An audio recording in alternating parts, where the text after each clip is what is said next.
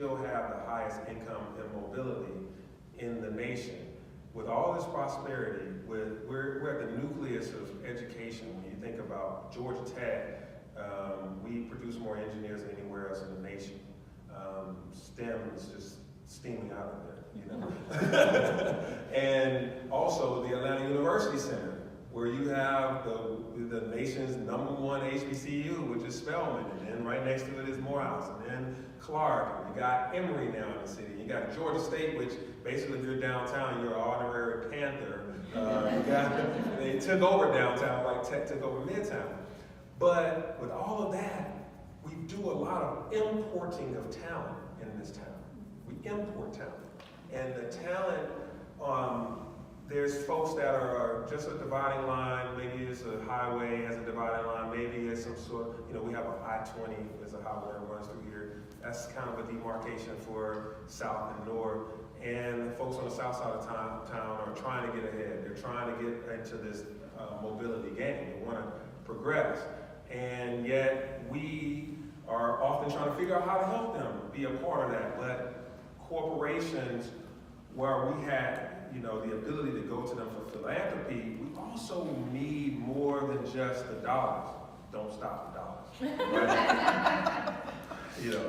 But in addition to that, this conversation that I know Jamila and I have had, because we belong to the Corporate Volunteer Council, which is something that I hope that y'all may have in your cities, which is a corporate engagement tool that gets the corporations together to say, and maybe this is at large, but in your individual cities, the corporations engaging together to say we're going to do projects together, we're going to work with organizations together.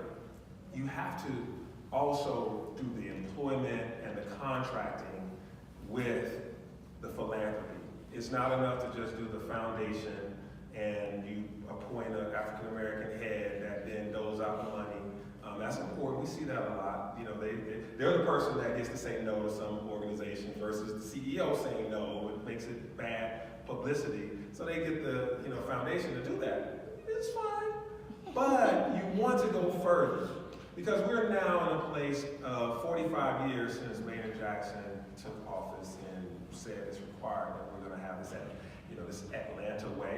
We're going to be politics is black and business is white. That's kind of a thing that's kind of unspoken. And it worked for a while, and that was fine. But then that may lead you with a little bit of gap, a distance, because economics just keep going. It just keeps going. And you look up and you're like, wow, how do we bridge that gap now that you've created the gap or allowed the gap to persist? So what I wanted to kind of talk about as a specific thing to do is proper engagement, modeling and hiring and pipelining employment opportunities. So it's one thing to say we're going to set aside $1 million and we're going to give to the Habitat for Humanity and we're going to give to the Boys and Girls Club and we're going to do these things in K through 12. Very important work because those are thought leaders in those areas that really know what to do with that money. But at the same time, if you're always importing talent and not getting talent from the other side of the tracks, then that problem's going to persist. Their wages are stagnant. In Atlanta, Metro Atlanta, and I'll talk about Atlanta/Metro Atlanta. In Metro Atlanta, we had a 10% increase in wages over the past 6-7 years, but we had a 50% increase in the housing costs. Mm-hmm. So about 5 or 6 years ago, I went on this kind of, preaching the storm about affordable housing and housing affordability, right? I was saying it's a problem, even though I'm satisfied with my household economics, I could just see, I have so many friends when I grew up here. Right? I got friends that work at MARTA, driving a bus. I got friends that work at the phone company. Their salary doesn't change that much, right? Unless they get a new skill. And they're like, something's not right with my money. It's like it's literally shrinking right in front of my eyes. And they couldn't, and you would see it. Their neighbor would build a McMansion next to them and their house value would change and they couldn't keep up with the increase in taxes that go along with that. Well, some folks were saying, we don't really have an affordable housing problem. But then, like I said, 3 or 4 years later, when that 10% increase of salary and 50% increase of, housing costs, you're somewhere in the middle, like, I'm feeling it now too, right? And new people are coming out of college having a hard time finding apartments or housing. And so, not to just explain the problem, but to kind of see how you get there is how you have to be aware of how to get out of there. And so with corporate philanthropy, I would say that collective impact is the only way to get out of there. And no one organization, in Atlanta we have great food banks, Atlanta Community Food Bank. We have great, Atlanta Mission is right here. That's a homeless shelter, a shelter for people experiencing homelessness. Literally right across the street from the Center for Civil and Human Rights, next to a hotel. It can manage, we can manage it, but they can't solve it by themselves. That individual that walks in there, they won't be able to say, Joe, your life is now changed.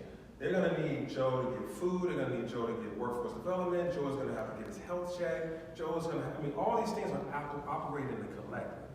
And no one organization or one area of focus is gonna transform lives. So we have to operate in a collective, which means nonprofits that you give money to, this is TechBridge speaking now, nonprofits that you give money to, we really have to encourage them to do some data sharing, to do better data collection, data aggregating together, and data sharing, so that you have no wrong door. When I walk in, I don't want to be traumatized telling my story here, telling my story here, telling my story here, telling my story here.